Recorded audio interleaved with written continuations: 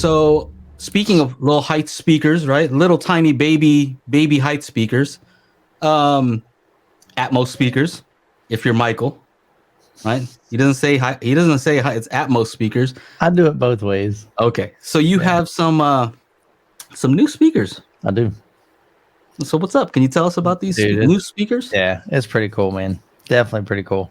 So big boys. You got some big boy speakers up there. Yeah, so it's been like 4 years in the making and planning and preparing and drooling. So, I've heard a ton of JTR systems over the past, I guess, 3 or 4 years. When I first flew up to here, JTR, visit their headquarters, I saw or had a chance to hear 3 JTR systems then. Came back probably, I don't know, maybe 6 months later, did 10 or 12. No, I did 12 home theater tours in 4 days. A lot of those were JTRs, at least several of them. Then I did a tour in Kansas City. A lot of those had JTR. So I've heard this brand over and over and over. And every time I was in somebody's home theater, I just was literally blown away going, man, this is exactly what I'm striving for. And so just over the past 4 years, we've been slowly trying to, replace and upgrade my setup because I've had mine for not quite, well, I guess technically I've had it 16 years since I moved into my home. But I've seen a lot of revisions, continually upgrading, and it had always been clips for a long time. But I went with a coaxial driver. So there's eight of those. So they're time aligned, physically.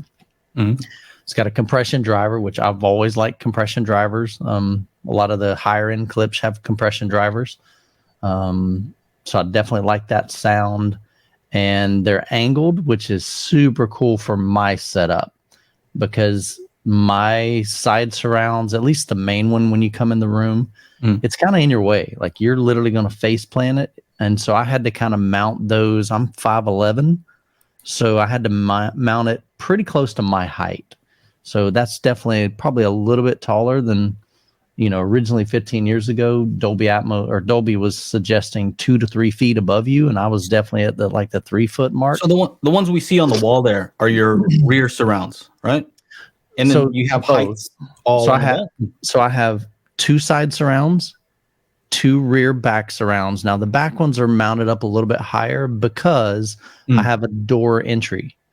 So it's got to be right. I mean, it's literally right above the threshold of the door. Not threshold, that'd be at the bottom.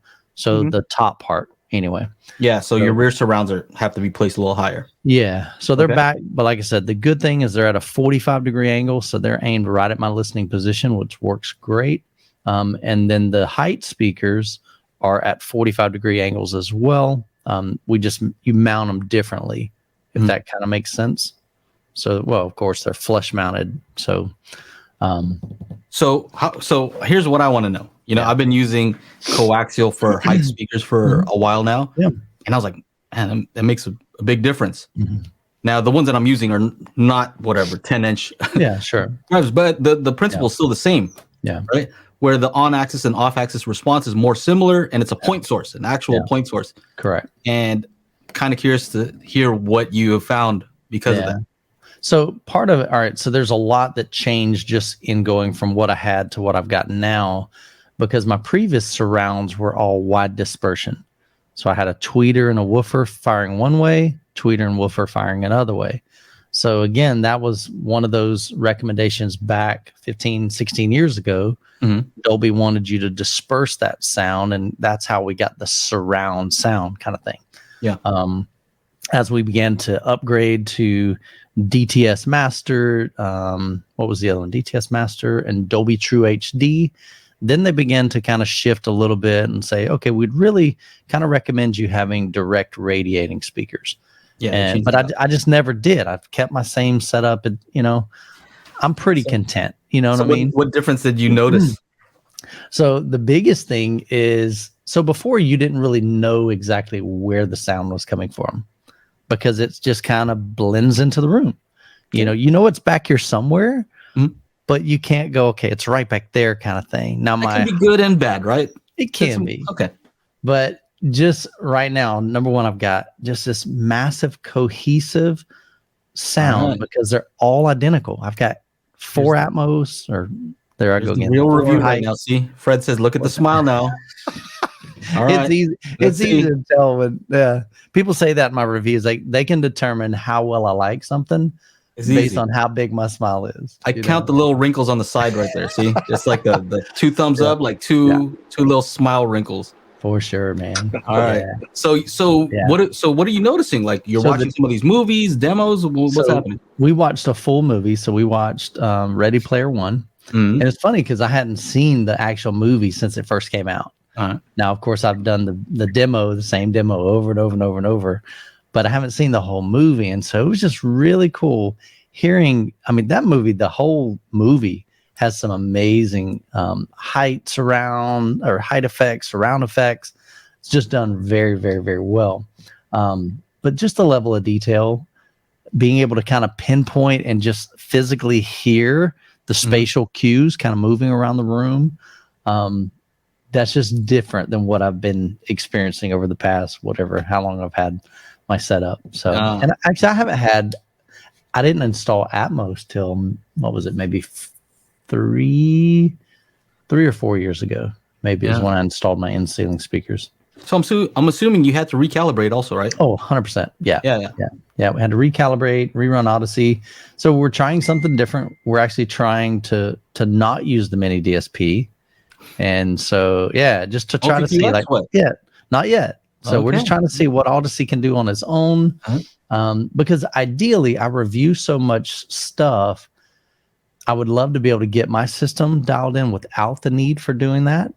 And then that way, when I swap something out, it's kind of more of a fair comparison, because if I review something, I'm pulling the mini DSP out. Yeah. Because I need to see what can an Anthem AVM 70 do in and of itself. Right. So, but so I'm enjoying it. It's That's really awesome, man. I watched the video and I laughed because you said, we always say that we're done, right? Or like it's a never-ending journey, and we say that we're done, but we know we're not. And then you're like, but I think I'm actually done. And I was like, oh, that's a lie. But no, but what I said, years, it might change. I really don't think so. Seriously. So electronics, absolutely. I mean, projector's going to be upgraded over time. Processor's going to be upgraded over time. I may add some tactile transducers over time. But as far as like more speakers, that could happen, but I don't think my room's big enough. Now, maybe if I move and my room gets bigger, then I could see maybe adding another 2 speakers. But as far as like the level of speakers that I'm at right now, the level of subwoofers, I promise, man, I don't see where else I would go. What if JTR came out with like a Wisdom Audio type of line array? Yeah. I mean, I just don't need it. No? I mean, that's the thing. I mean, like I'm 100% content right now. I mean, seriously, it's at that level. All right. Don't ever come out with a line array, JTR. I don't think you have to worry about it. Or do. And then let's see. We'll come back to this video. Yeah. After every Monday podcast, we have an after show. If you're interested in joining us, go to patreon.com/daily HiFi.